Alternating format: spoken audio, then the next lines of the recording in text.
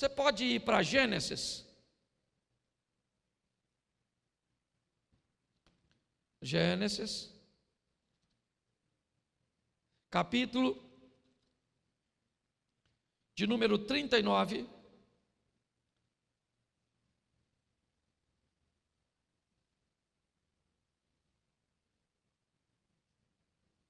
Versículo 7.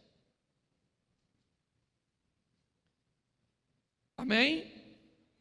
E aconteceu depois dessas coisas, que a mulher do seu pôs os olhos em, e disse o quê? Deita-te comigo. Presta atenção aqui. Dos momentos em que José viveu nos últimos tempos, ele está em seu melhor momento. Ele era o filhinho amado do papai, uma roupinha nova, uma túnicazinha e tal, né? A proteção do pai, ele não tem mais. É lançado numa cisterna pelos próprios irmãos. Dali ele é vendido para midianitas.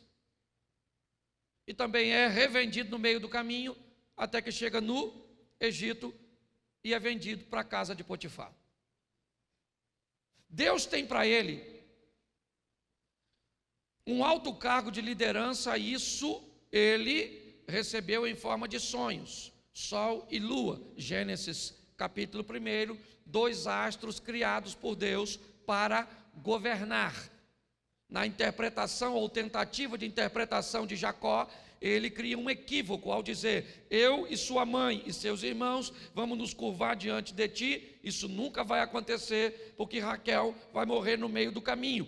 Quando ele diz: eu vejo sol e lua se curvando diante de mim, ele está dizendo, né? Deus está dizendo para ele: você está sonhando com astros que eu criei para governar, porque é para o governo que eu vou te levar. Ok? Agora ele está na casa de Potifar e é o principal funcionário, o governador de todas as coisas, o mordomo mor, aquele que governa tudo. Com certeza, esse é um dos momentos cruciais no ministério de José. Por quê? Porque é um local muito bom. E o bom é um dos ambientes mais perigosos que podemos estar, pois o bom nos expõe ao conforto, e o conforto nos traz o desejo de não sair de lá. Por José, talvez ele morreria mordomo da casa de Potifar, um cara que sabia honrar e que era honrado por seu senhor.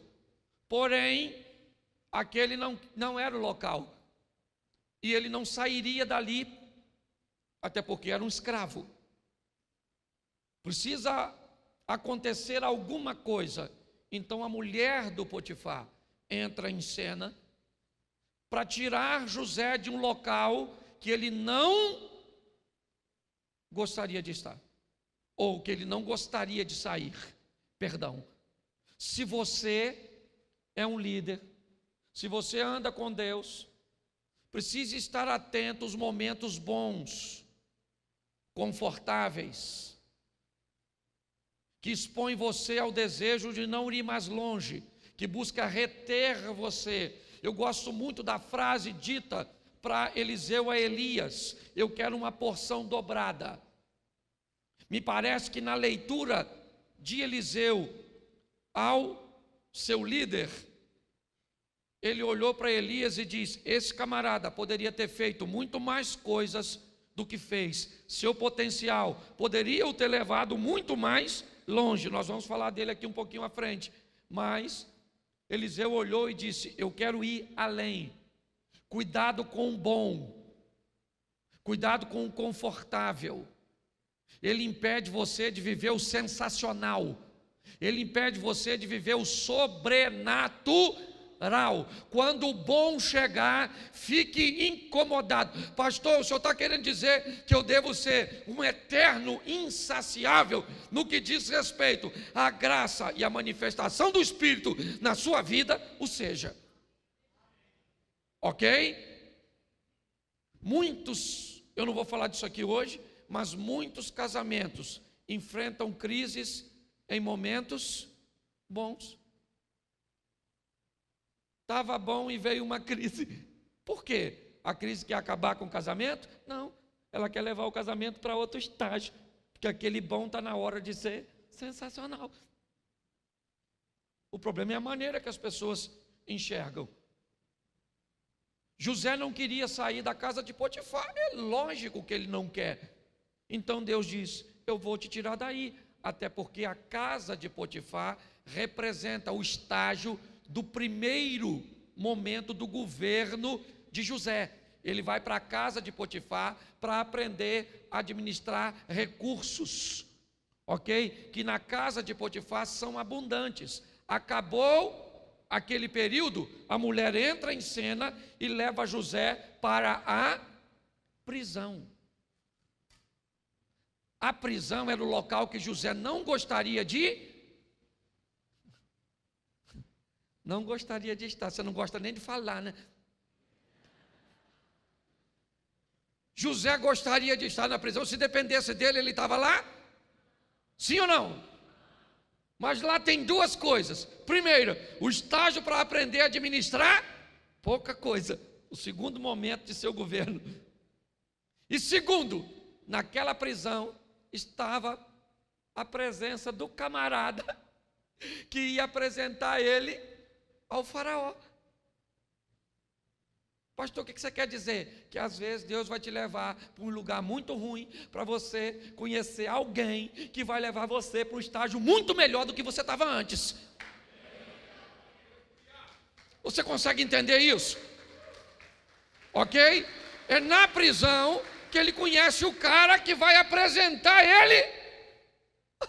Mas ele não queria, porque ele queria continuar no bom. Às vezes vai durante a sua caminhada. Gente, nesses 3 anos eu tenho aprendido. Nós tivemos um boom inicial, uma igreja lotada. Eu falei, glória a Deus. Isso. Também tinha 250 lugares, fácil de encher, né? Tinha tudo. De repente, o pessoal começou a não ir mais. Falei, gente, diminuiu a frequência. Falei para minha mulher, você pecou? Porque eu não pequei. Fala logo, mão na cabeça.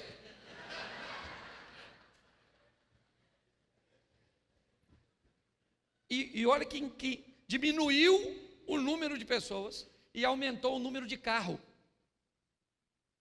Eu comecei a ter um grupo menor, mas que vinha de 10, 15 quilômetros, lá depois do pedágio, Luciano, ali. E aí os vizinhos começaram a reclamar.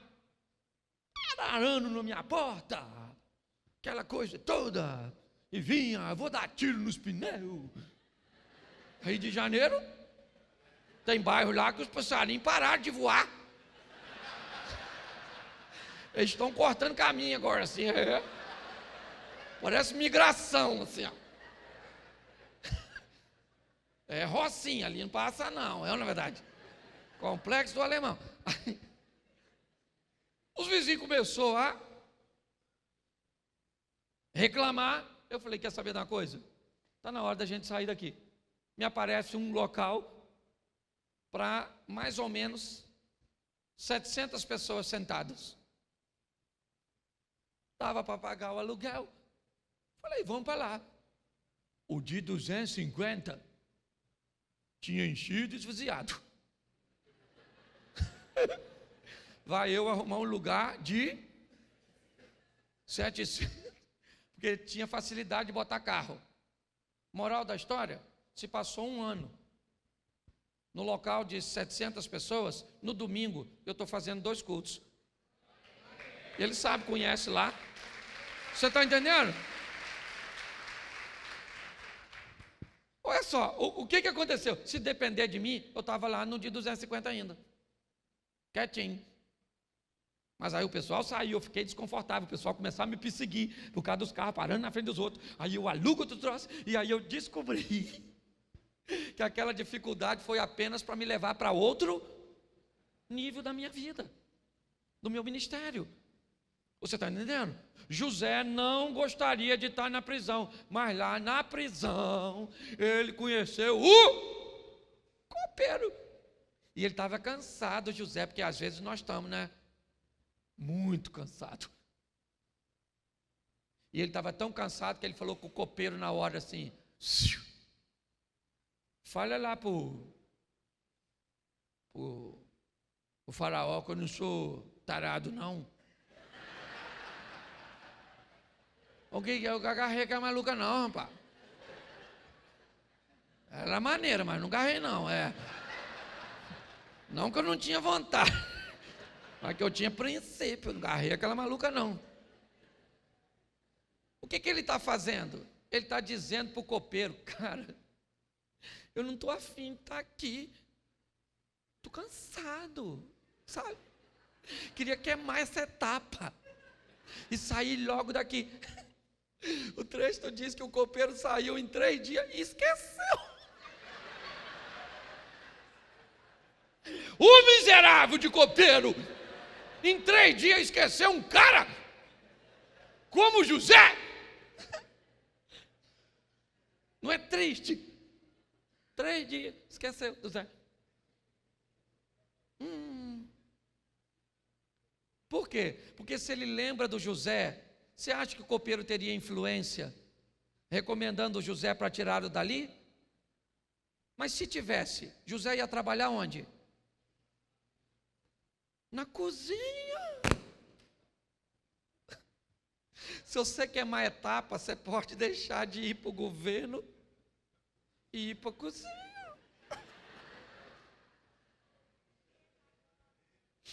Mas isso define que ele estava cansado. Pois é, o copeiro esqueceu do Zé. 1 ano depois, um ano, o cara esqueceu em 3 dias. 365 dias se passaram. O faraó sonhou com a vaca magrela canibal que comia as outras.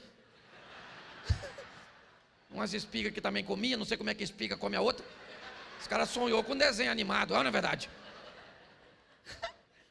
E quando o faraó falou, o que o copeiro falou? O Zé, maluco! Caraca! Tinha que te lembrar. Caraca, como é que eu fui esquecer do Zé, gente? Mas antes tarde do que nunca. Mandaram chamar o Zé. Eu imagino o Zé olhando para o copeiro. Isso aí, maluco. Lembrou, né? Lembrou. Tá certo.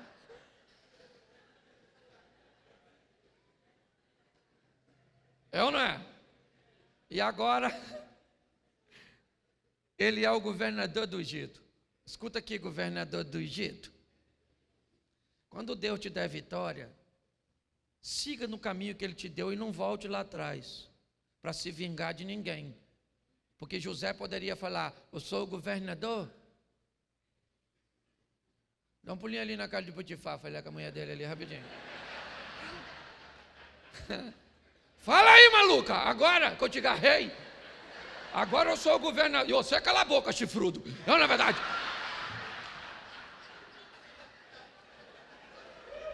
Diga para quem está do teu lado, quando Deus realizar o propósito, esqueça o processo e viva a sua vitória.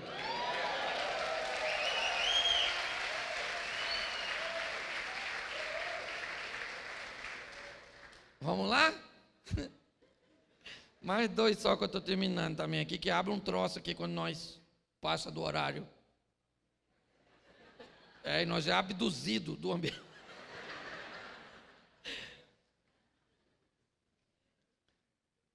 Primeiro Samuel 17. 1 Samuel, capítulo 17.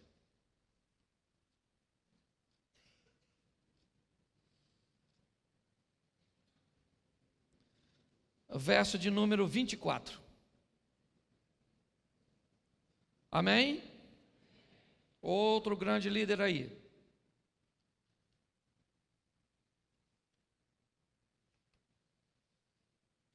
Porém, todos os homens vendo aquele, fugiam de diante dele e o temiam grandemente. E diziam os homens de Israel: viste aquele homem que subiu?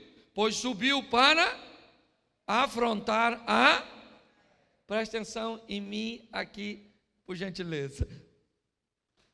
Talvez um dos personagens mais citados na Bíblia, Davi. E é bem legal a situação desse moço, mas é importante observarmos o caminho que ele percorreu para chegar onde chegou. Normalmente temos tendências a ignorar o caminho, a ignorar a história e observar apenas um momento. Eu já cansei de ouvir pessoas dizerem: Cláudio, seu ministério aconteceu tão rápido. E eu disse: é verdade, foram apenas 14 anos. Eu fiquei 14 anos, certo? Numa igreja, pregando, ensinando, trabalhando, certo? E não trabalhava em tempo integral, então eu era motorista numa empresa, trabalhava o dia todo, de 6 da manhã às 18 horas, eu trabalhava 12 horas por dia, certo? E depois ia para a igreja, chegava em casa muitas vezes 23h30, para no dia seguinte, 5h30 da manhã, estar de pé, e assim foi durante 14 anos. Até então começar a pregar na igreja local, começar a pregar em alguns congressos onde estava, no Rio de Janeiro, no Sudeste, e receber o reconhecimento. Quando nós olhamos Davi matar um gigante, é muito legal. Foi o gigante que o tornou um herói de guerra, um herói nacional, respeitado, ovacionado. É verdade. Mas ele não começou sua história matando gigantes. Provavelmente o primeiro animal que Davi matou foi uma ovelha, cuja qual ele era pastor. E utilizava dela para alimentar sua família. Provavelmente o segundo inimigo ou animal que pelo menos ele não matou, eu não posso afirmar isso, mas ele deve ter enfrentado ao longo da sua jornada, foi o maior inimigo da ovelha, o lobo.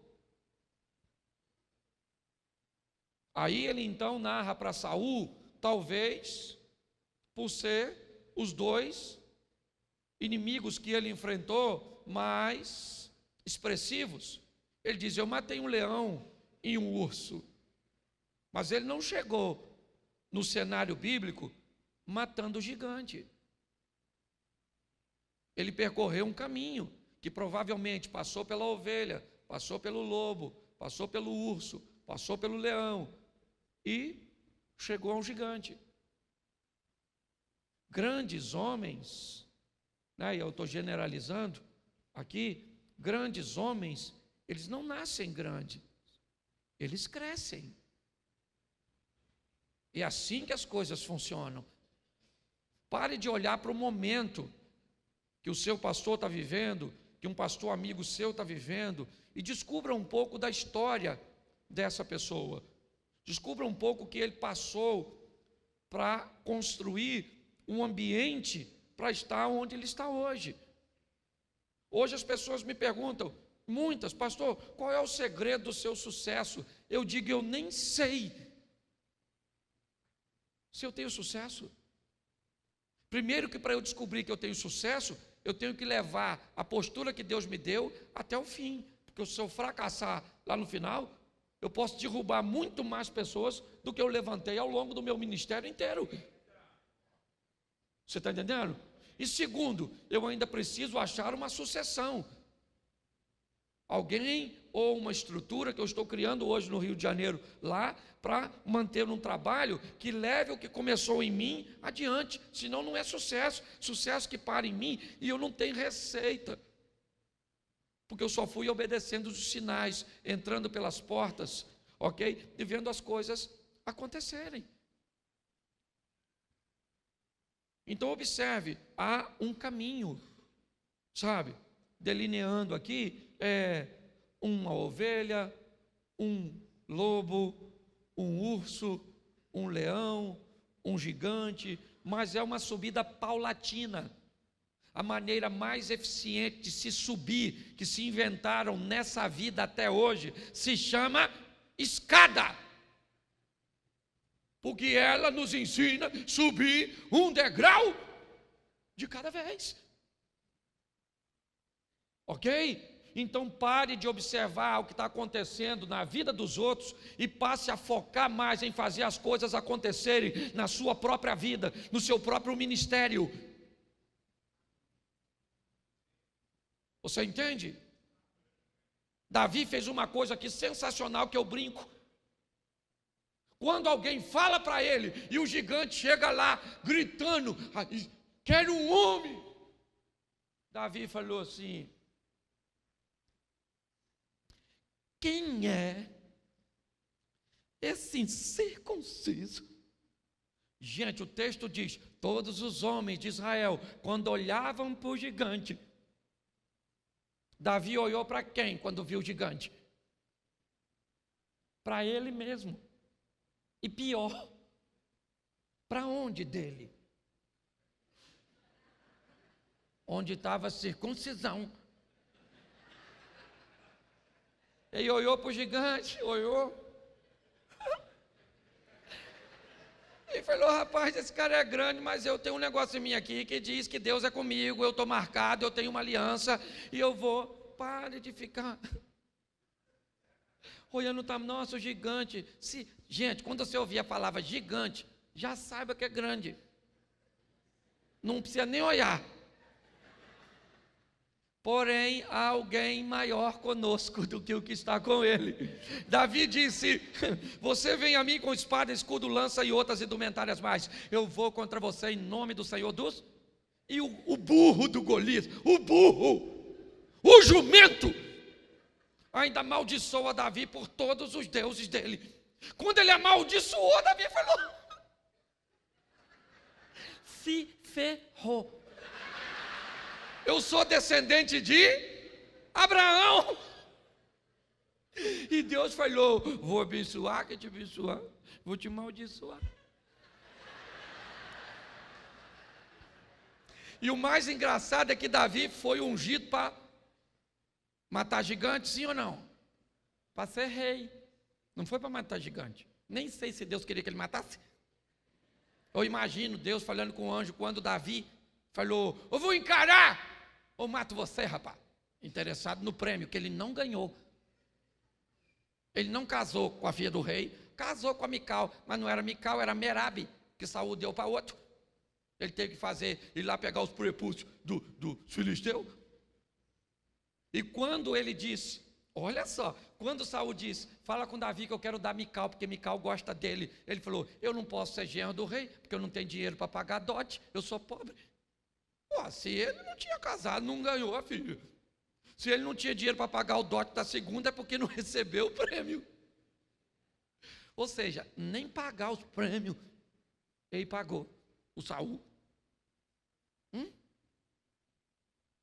Para pensar.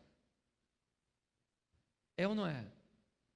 Mas o camarada, sabe, ele me encanta, porque ele diz: eu vou matar esse gigante, eu fiz a ele. Eu imagino Deus conversando, ele falou que vai encarar o gigante. Ia ser o rei, ele. Foi que eu escolhi, que o Samuel ungiu. Mas Jessé tem mais 7. Ele não foi ungido para matar. Mas eu imagino, quando ele diz a frase assim: você vem a mim com espada, escudo, lança e outras indumentárias mais. eu vou contra você. Em nome, pensa quando essa frase chegou lá. Deus falando, ele vai em nome de quem? Falou que vai no nome do Senhor. Deus deve ter falado, então o gigante se lascou, malucão, não é verdade? Porque se vai em meu nome, ele não vai perder a batalha. Você consegue entender isso? Nós não trabalhamos por nós trabalhamos pelo Senhor dos Exércitos. É dele, por ele e para ele, amém?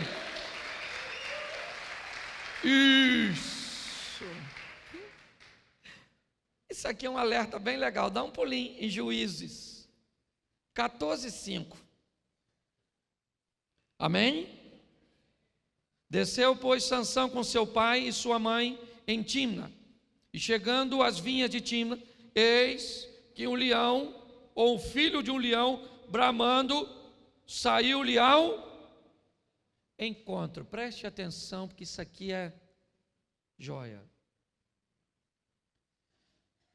Ele é um nazireu, um privilégio que não era apenas dele. E como nazireu, uma das coisas que lhe eram proibidas era lhe aproximar de um cadáver. Um leão vem na direção de Sansão e ele mata o leão. Quando ele matou o leão, ele quebrou. Ele está perto de um cadáver. Foi involuntário? Foi. Foi legítima defesa? Foi. Mas o cadáver está ali. Se está ali, ele vai ter que passar por um processo de purificação, o qual ele não quer passar. Ele não conta a seu pai e a sua mãe. Está tudo certo. Ele não disse que matou um leão. Aparentemente, ele venceu o leão. Quem não gosta de ser corrigido nas coisas pequenas, vai ter sérios problemas lá na frente. Porque ele poderia alegar ao pai, eu estou aqui perto do leão porque eu matei. Eu não tinha, ele partiu para cima de mim. O Espírito do Senhor me fortaleceu, eu matei ele. O texto mesmo diz, ele só mata porque o Espírito do Senhor se apoderou dele. Aliás, eu ainda não achei. Se depois você souber, me diga onde é que está escrito que a força de Sansão estava no cabelo. Eu confesso que eu não vi. Ele veio de uma série de erros que exatamente no cabelo me parece que Deus diz, agora basta, eu não vou tolerar mais. O texto é, quando ele vai matar, pegar o portão e botar nas costas, o texto diz, o Espírito do Senhor se apoderou de Sansão. Quando ele vai matar o leão, o Espírito do Senhor se apoderou dele. Todas as vezes que ele vai fazer alguma coisa, o Espírito do Senhor se apoderou dele. E o texto ainda é claro, diz, quando ele está de cabeça raspada, ele levanta e diz, sairei como das outras vezes saí e derrotarei. Aí o texto termina dizendo, o que ele não sabia é que o Espírito do Senhor se havia retirado dele. Sansão só fazia o que fazia, não é por causa do cabelo, era por causa de Deus. Deus era o responsável de tudo isso. E agora ele venceu o leão, venceu temporariamente, porque o leão não vai se dar por vencido. Se o leão não destruiu a sua vida com sua força, vai destruir pelo doce do que agora ele contém nele. Você entende? Da primeira vez o leão vem até ele, mas como ele não resolveu o problema, ele teve saudade de ver o leão. Ele vai até o leão agora, e na ossada do leão tem mel, porque o diabo costuma botar mel na ossada, costuma botar doce nas coisas que ele sabe que tem potência para nos desroubar. Fique atento aos mels que podem aparecer nas ossadas. Ele agora vai lá e tira, come, leva para seus e não diz o que fez. Queridos, vamos ter cuidado com essa doçura que muitas vezes nos atrai. Um homem tão forte, tão cheio de Deus. Ah, pastor, mas era o processo. O texto diz que havia um problema que Deus queria resolver e usar Sansão. Não precisava ser dessa maneira. Não precisava. Podia ter sido de outra forma. O fim desse camarada só foi desse jeito, porque ele resolveu tomar decisões erradas. Então, cuidado com as coisas doces em lugares proibidos, pois elas podem destruir. E vamos terminar agora. Eu não vou nem pedir você para abrir, não. Vou terminar aqui, não quis botar. Eu tenho 5 minutos aqui. Preste atenção.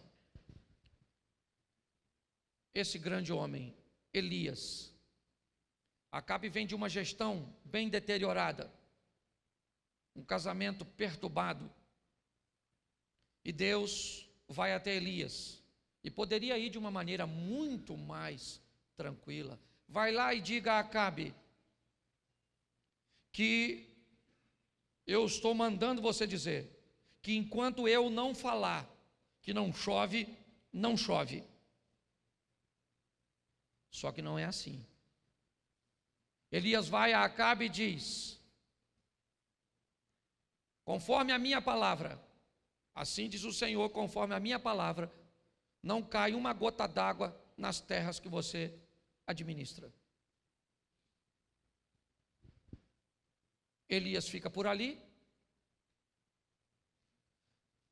a chuva não vem, provavelmente instruído pelos sacerdotes de Baal. Eles dizem a Acabe que a melhor maneira de quebrar esta palavra é matar o profeta. E Deus diz para o profeta que está obedecendo ele: foge. Que palhaçada é essa? Então eu estou obedecendo a Deus, estou sendo perseguido por um dissimulado pecador como Acabe, e Deus vira para o fiel e diz: foge. Foge e vai para o ribeiro de Querite, porque eu dei ordem aos anjos, eu dei ordem aos corvos, para que ali te sustentem. Deus está dizendo, escute o que Ele está dizendo aqui: para sustentar minha obra, meu povo e meus líderes, eu não preciso de ninguém, eu sou autossuficiente. Eu converso com o corvo, eu abro porta onde não tem porta, eu crio recurso onde não tem recurso, mas vai acontecer. Ele vai para o ribeiro de Querite e começa a viver ali no milagre. A água seca, por quê? Porque Acabe está chegando ali, e Deus diz: vai para Serepta, que pertence a Sidom, fora dos termos administrativos de Acabe, porque eu arrumei uma viúva para cuidar de tu. Elias vai para Serepta, provavelmente idealizando uma viúva de um desembargador, né, com uma pensão fantástica, e ele chega lá, uma mulher catando uns gravetinhos, e ela diz: se eu não tenho nada, eu só tenho aqui um pouquinho, eu vou fazer, eu vou comer e eu vou morrer, eu e meu filho. Deus estava precisando dela, mas ela estava precisando de Deus. E quando ela estava precisando de Deus, Deus está dizendo: eu vou levar a minha obra, o meu profeta, alguém para você cuidar, e se você cuidar daquele que eu enviei, eu te dou garantia que não vai faltar nada na tua mesa. E pronto. O filho da mulher morre, ele ressuscita o filho da mulher, e Deus diz agora: volta para encontrar com Acabe. Aí volta ele, o cara já foi chateado, e volta. Aí vem os camaradas, pede para cair fogo, aquela coisa toda que você não lê, vai ler, eu não sou obrigado a falar tudo. E aquela coisa toda, quando de repente ele está diante de Acabe, você já vê que ele está invocado, porque Acabe, quando vê Davi, fala assim: aí o perturbador de Israel. Acabe falou: perturbador é teu pai e a tua mãe. Não mexe comigo não, não falou assim, falou seus pais, mas era a mesma coisa. É ou não é? Agora vai para o Monte Carmelo, manda molhar e pede. Ele nem falou fogo, ele só falou fogo. Um anjo apressado apertou o botão antes da hora, fogo.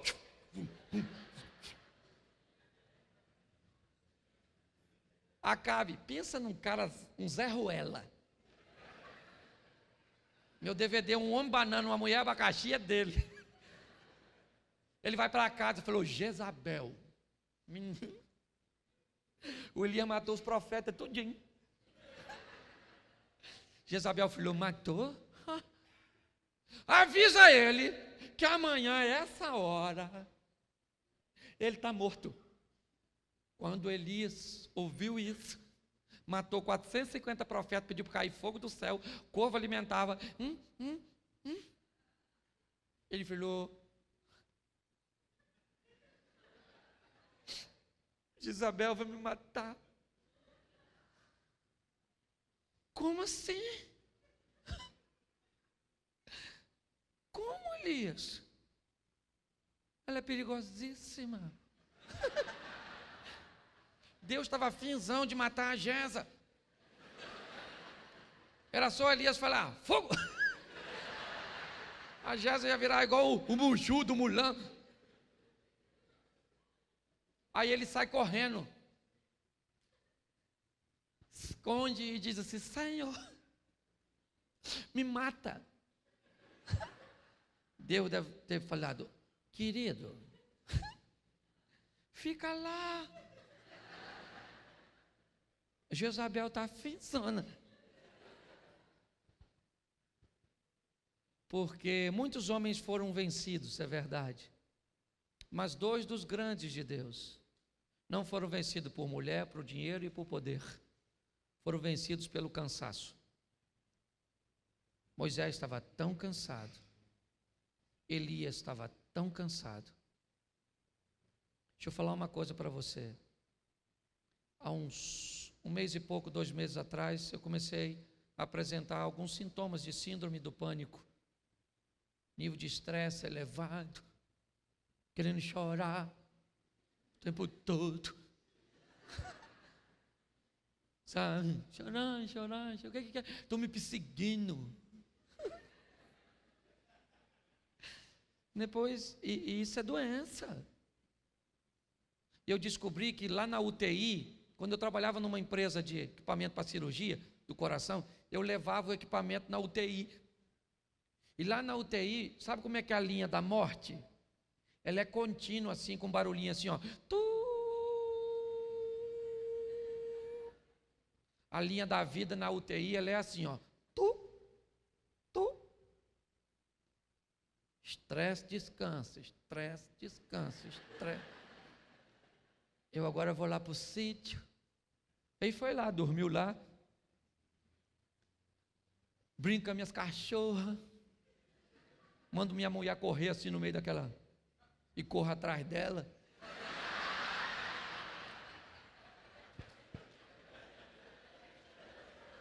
Mas eu parei de brincar porque ela corre mais que eu nunca pego. Mas deixa eu te falar. Se você se matar pelo ministério, Deus bem bota outro no seu lugar. Elias falou: quero morrer. Deus falou: dá um pulinho lá e unge Eliseu, filho de Abel, ao meu lar, no seu lugar, e canta para subir que eu já estou te recolhendo.